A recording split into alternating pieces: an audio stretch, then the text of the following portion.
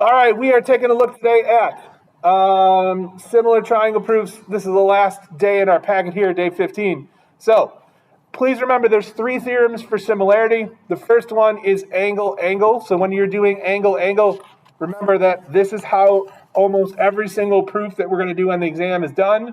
You have to pick two triangles and show that our corresponding angles are congruent. Okay, the other one is side, angle, side. Whoops, we'll go to the bottom here first. Okay, so two sides are going to be congruent. Okay, two sides are, sorry, not congruent. Don't do that. Proportional, and the included angles between them are going to be congruent. So if you kind of make the letter V here, where these are the sides, we're going to show that these two side lengths in both triangles are the same lengths, paired up, which means, okay, these side lengths may not be equal, okay, but what's going to happen is that they should be proportional. So in other words, let me get rid of these hashes because I feel like that's going to get confusing. All right?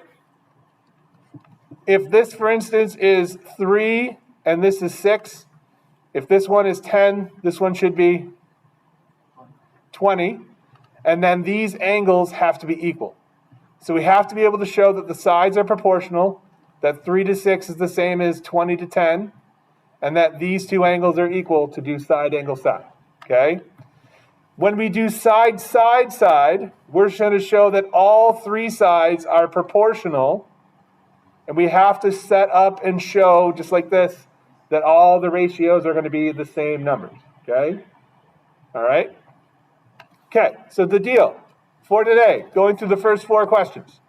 For number 450, we have the diagram below. We have some lines that are parallel. So line AB is parallel to DFC. All right. And we have line ADE or EDA, which is parallel to CBG here. We read little two arrowheads on that one. All right, so do we have any side lengths that are equal here? Do they tell us anything about sides equal or any midpoints or bisectors? There's nothing. So which of these two choices can we rule out? Good. 1 and 2, because they have the congruence. We don't have any side lengths that are equal. And all our side lengths, side, side, side, side, angle, right? AS or HL always involve a congruent side. So we're just checking for similarity. So number 1 is BAG. Now BAG is this triangle down here.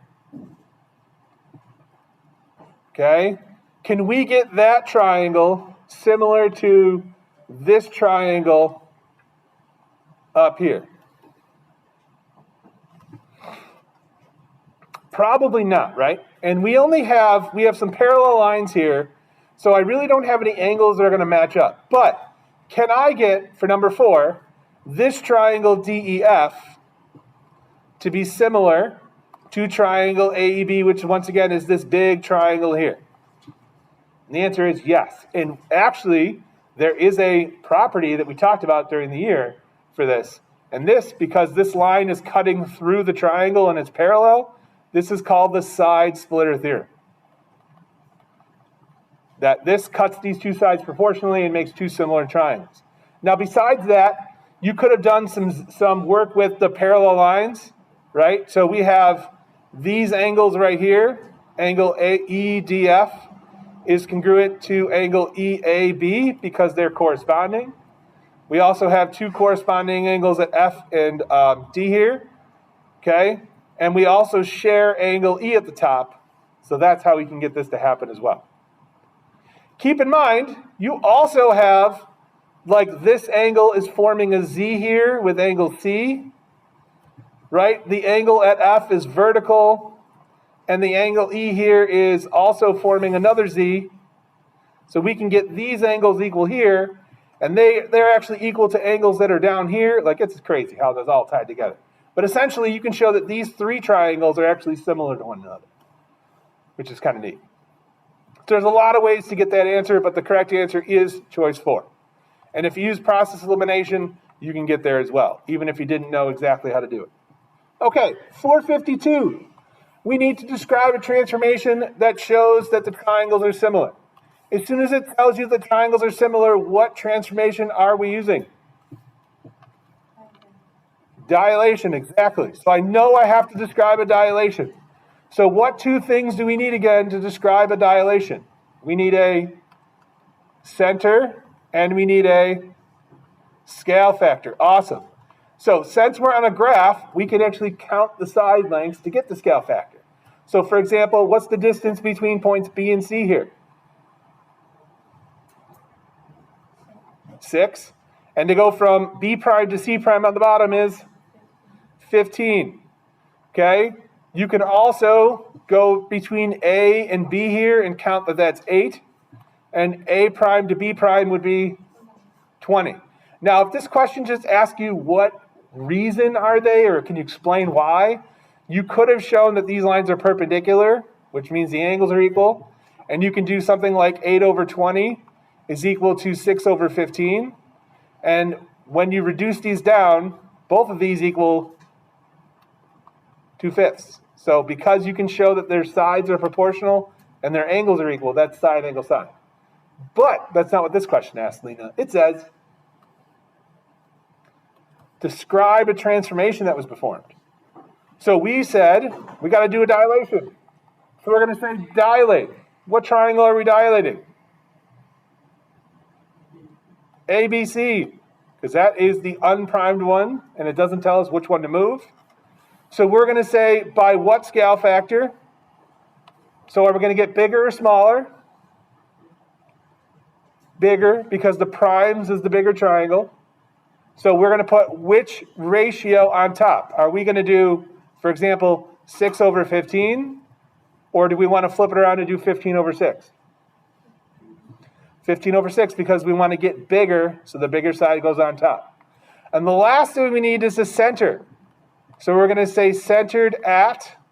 And what I want you to do for this one is, if you're having kind of a hard time, when you guys are on your exam, you'll have a straight edge or a ruler for yourself. If you trace a line from each of the image, the vertices of the image, back through, okay, the original shape, these lines are all going to intersect, okay, back at the center. Remember, we did the dilation on the compass, and we said draw a line from the center through the vertex, and then you copy that distance. So when you trace the line back, you'll notice they all meet at the origin. So that is our center. You technically could probably say, like, translate B to B prime and then make it grow. That would work too. It doesn't say a sequence of transformations, which is kind of what I would expect to see if they wanted more than one. But it doesn't say that you can't do it, that it only has to be one transformation. So I think you could probably get away with that. But the way I would phrase it is just dilate it and then centered at the origin.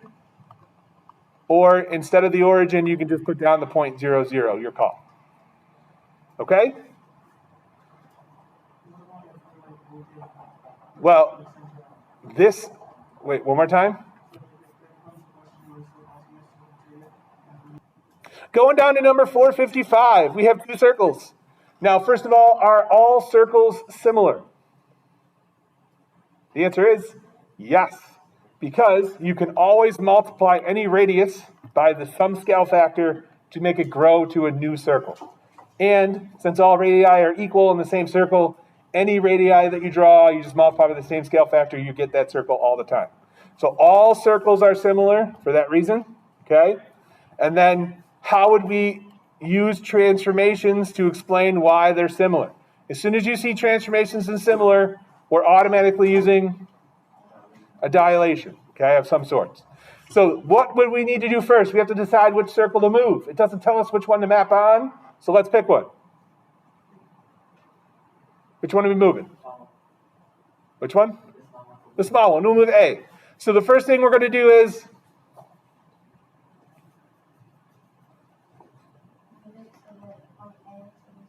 All right, we're going to move it so point A goes on to point B. So that involves a translation. So we're going to say first, or you can number it and call it just number 1. But, okay. So first we're going to say translate. What circle? Circle A. And then we have to say, if you said move along, if you use all the other stuff correct, and you said move, I think you'd be fine. Okay, good question. So translate circle A, we want to say along what ray? That would be AB, and then when do we stop? Okay, so until A maps on to B. Perfect, okay? Then we need to dilate, and just like we did on the last one, right, we need the center and the scale factor. So dilate circle, are we still doing A? Sure. So dilate circle A by what scale factor? 5/3. Why the 5 on top? I'm going to get bigger, and we're using the 5 and the 3 because those are the radii. Very good. And we're centered at what point? Remember, where did A end up? So we could say circle B at B. Now, what if you switched out B here and just put A again? Would you get full credit still? Sure, because we just told you where A went. So if we go at A, if we already have moved it, it would still be okay. Sure, you can redraw it. Yeah, you could just draw yourself a circle and put that's where A is now. Okay. If you want to put A prime, that's fine too. So if you want to label this A prime, right, and then just say A prime maps on the B, that would be okay as well, because you drew it, so I know where it is. Okay. All right. Questions?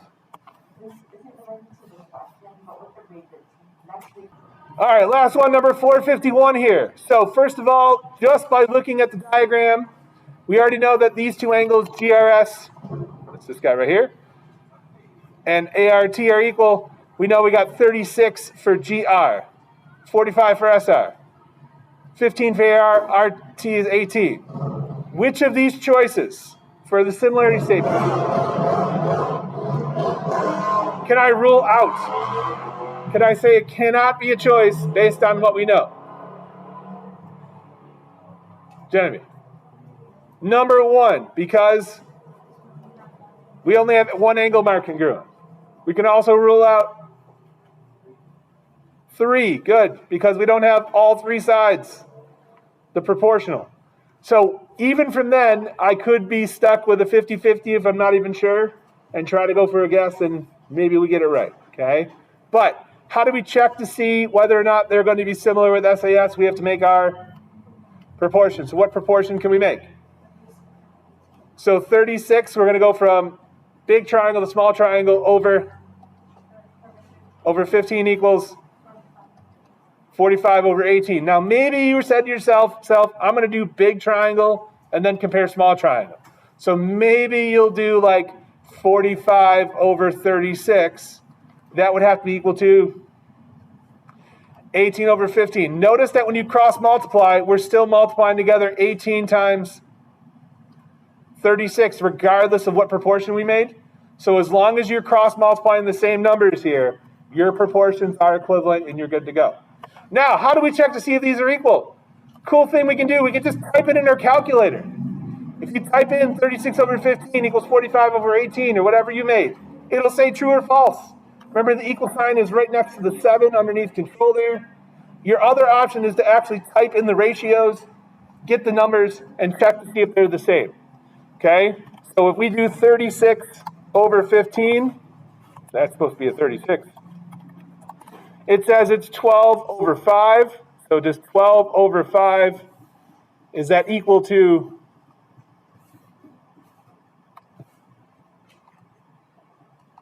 oh, get out of here, red 2. So complicated. Is that equal to 45 over 18, which we can reduce on our calculator as well, and show that that's not equal to 5 over 2? And so we would automatically know it has to be choice 4 because these are not proportional. Okay? If you cross multiply, that's your other option, you'll show that these are not equal to each other. Okay?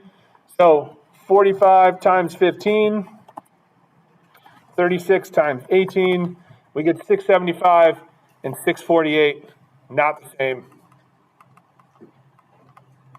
And that's your other option. All right. On the next one, we have some proofs. So these are some circle proofs. So some common statements and reasons.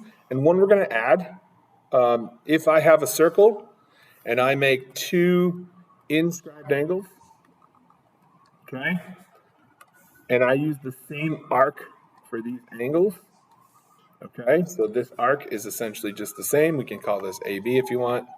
We'll put a C and D here. All right. We can say that inscribed angles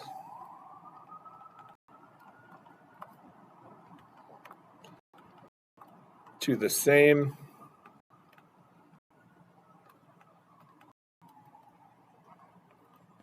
or angles inscribed to, whoops, there should be 2, not the,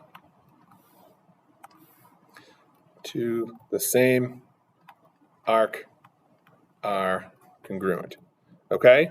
Or you could say instead of the same, you can say congruent arcs are congruent. That works as well. So these 2 angles, because they're half of the same arc, they have to be equal. Okay.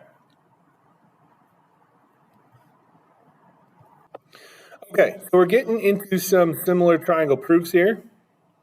And so what we're going to do for similar triangle proofs is essentially we are going to, we're going to have to recognize when a proof is involving similar triangles. Now, you may see one like 454 here, which has just triangles are similar to triangles. This one is just a pretty open and closed case in terms of when things are going to be similar. All right.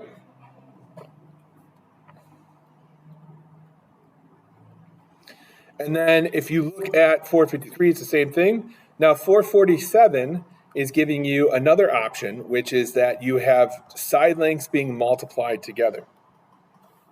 So if you say AC, in this case, it's like AC times AD is equal to AB times AB. So that's how I'm recognizing that these triangles, this is involving similar triangles because the side lengths are being multiplied. The third way is what you're going to notice in 449, which is that I have ratios of sides. Now, when you're doing a proof involving similar triangles, those are the 3 options, okay? Number 1, I'm going to have some triangle like ABC, similar to some triangle DEF. Number 2, I'm going to have a ratio like AB over, let's say, DE is equal to BC over EF. Or number 3, we're going to have a proportion like multiplying sides like AB times EF equals BC times DE. Okay? And then if you notice any one of these proof statements, that is a similar triangle proof. Remember, you always have to work backwards when doing this.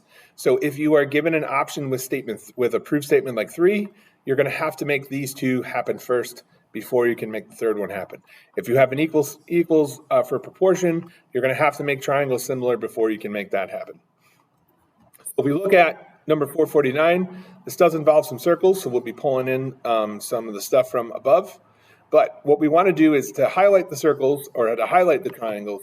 Remember that we're going to highlight or trace over the side lengths involving the ratio. So number 1, BC, and then we have CA. Then we have AB, which is this side, and we have EC here. So what triangles can we make with these? Well, number 1, we already see that we can make this triangle, and the second triangle we can make is actually down here. Okay, so we have this triangle up here, triangle ABC, and we have triangle ACE below. So those are the 2 triangles we're trying to get similar. Okay, so we have to get 2 angles congruent first. Okay, we have to get triangles similar to triangle something, and we're going to be using the angle-angle similarity theorem. Now, key things. We know that we have a diameter, we have a tangent line drawn, and we have two chords that are parallel. So we're going to label, so fill in your statements and reasons. Go ahead and pause it. Let you catch up. Okay, we're going to label the lines that are parallel. So we have chord BC, parallel to secant ADE, and we're going to look for our favorite letter here, which is the Z. So we have these two angles that are going to be equal because of that. So we can say for number 2 that angle BCA is congruent to angle CAE. And remember, the reason for that one is going to be two parallel lines cut by a transversal.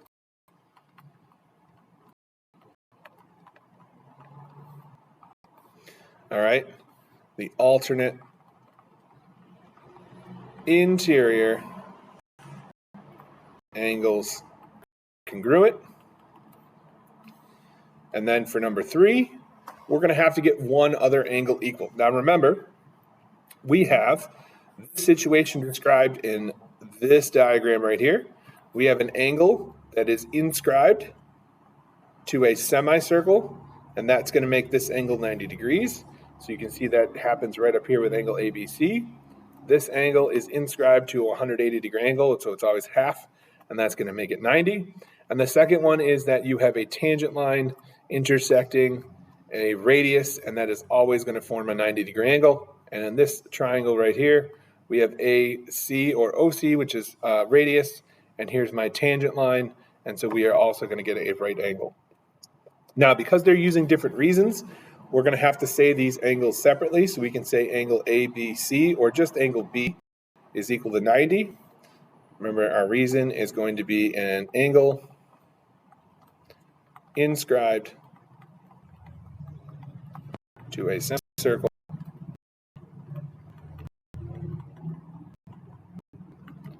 is 90 degrees.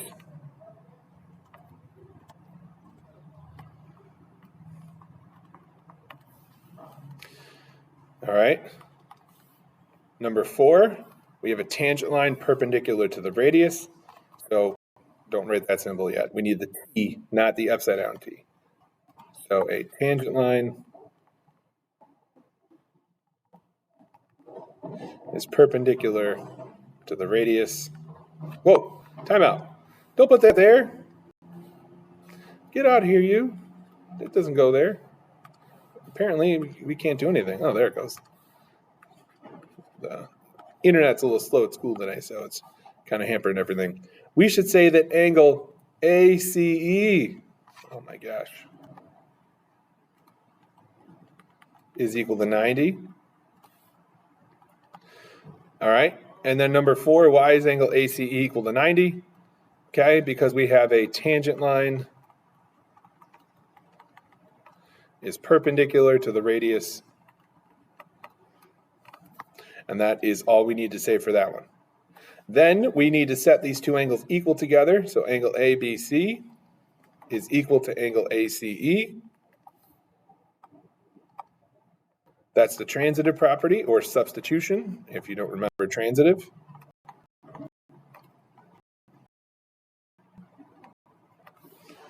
Now, since we have identified two sets of angles that are equal, we can say that triangle ABC is similar to. Now let's make sure our angles are going in the same order. So if we said angle A, we have to use E because that doesn't have any markings. We said B, which is the right angle, so angle C corresponds to that one. And that means that angle C, which has the two markings here, is going to correspond to A. And that's going to be the angle-angle similarity theorem. And then for 7, we're going to end with our proof statement that BC over CA is equal to AB over EC. And we're always ending with, on this one, it kind of sounds like CPCTC, but we have to spell it out. So corresponding parts of similar triangles are proportional.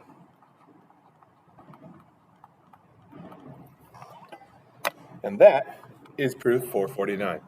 All right, the next two proofs are pretty easy. I'd ask you to try them on your own, and then we'll go over these in a second. So pause it, see if you can handle 454 and 453 on your own, and then we'll get back together. All right, so 454.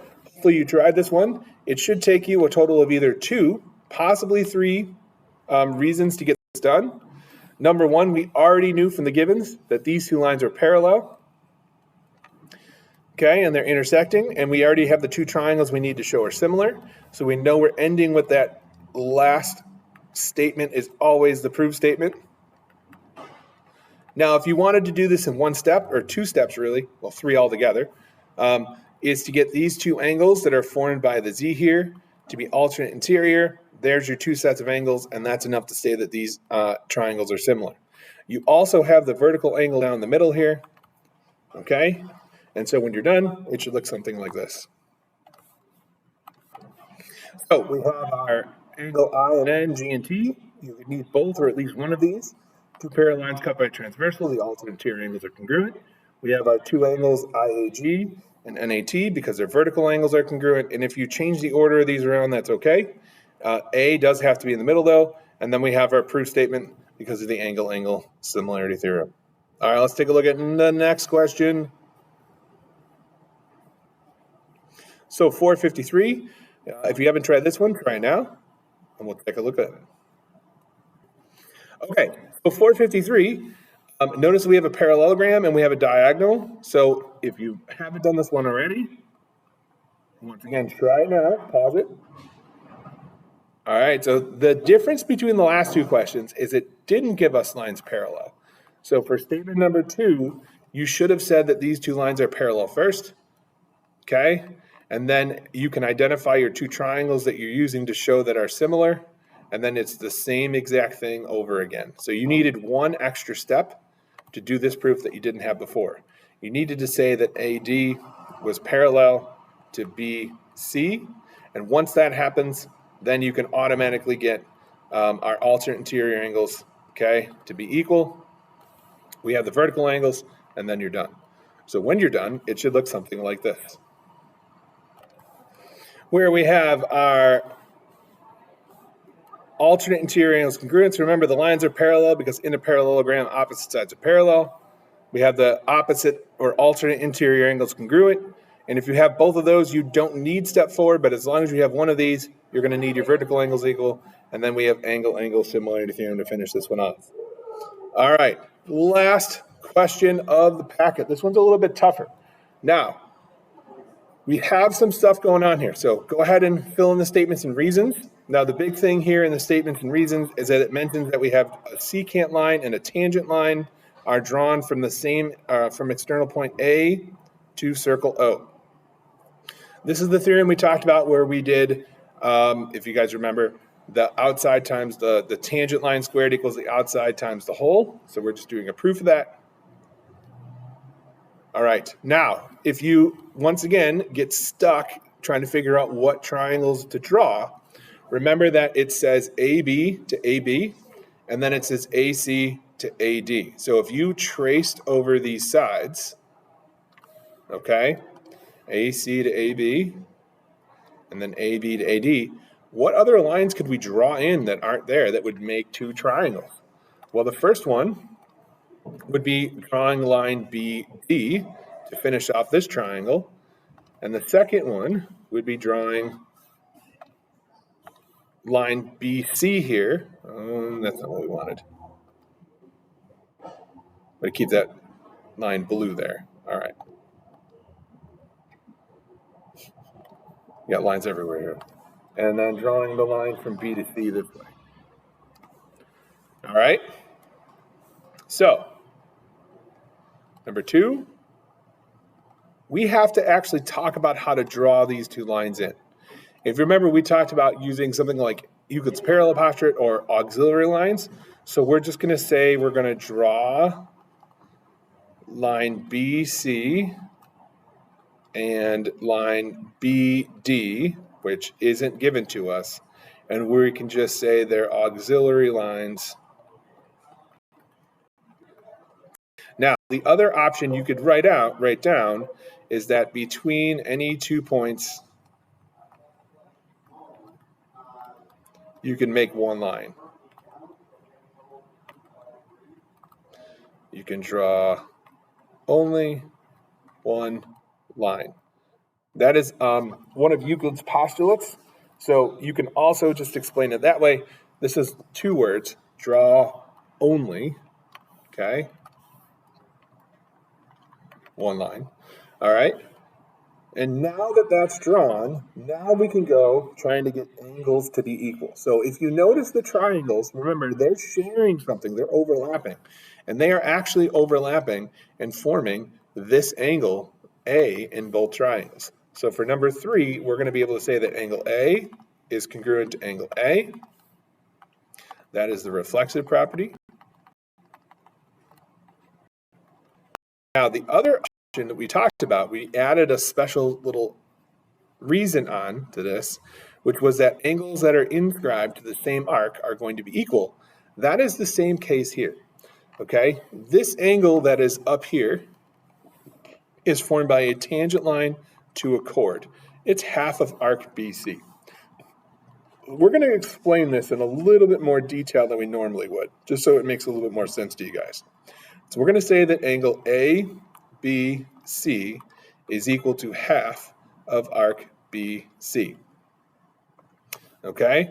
And the reason being that a tangent, an angle formed by a tangent chord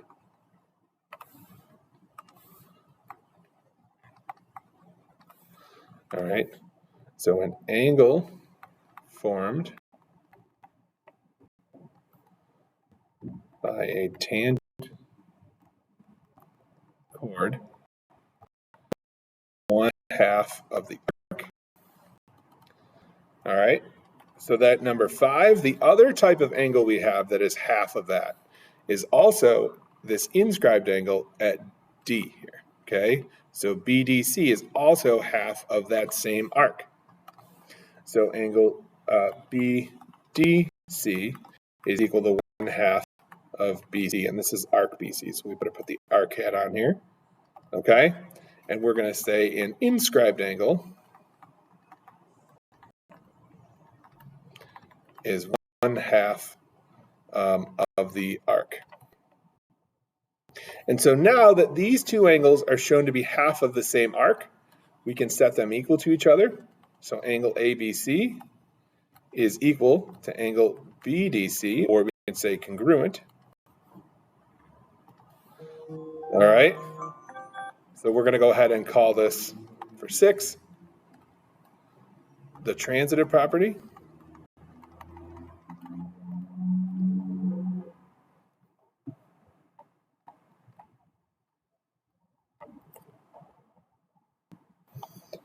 All right.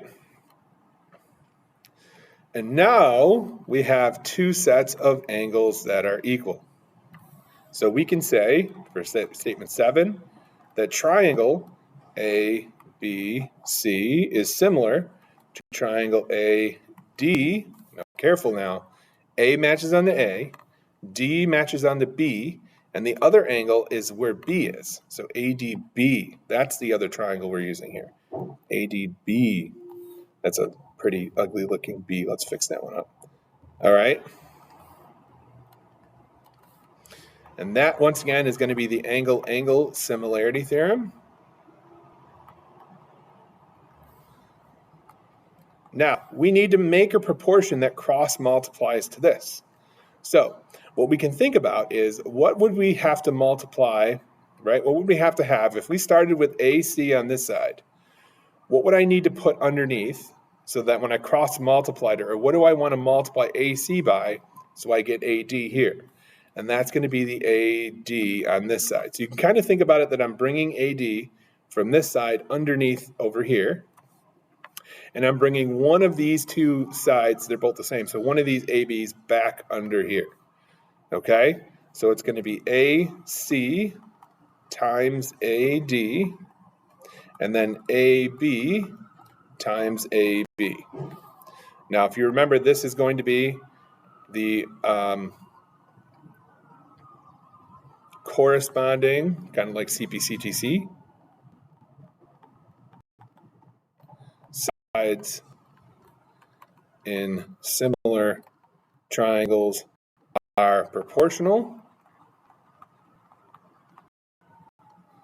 And then the last step is the proof statement.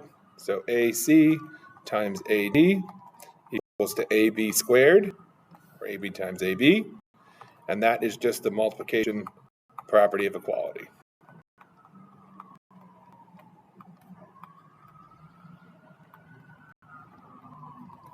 Now, finally, we would want to use something like the product of the means equals the product of the extremes because we're cross multiplying.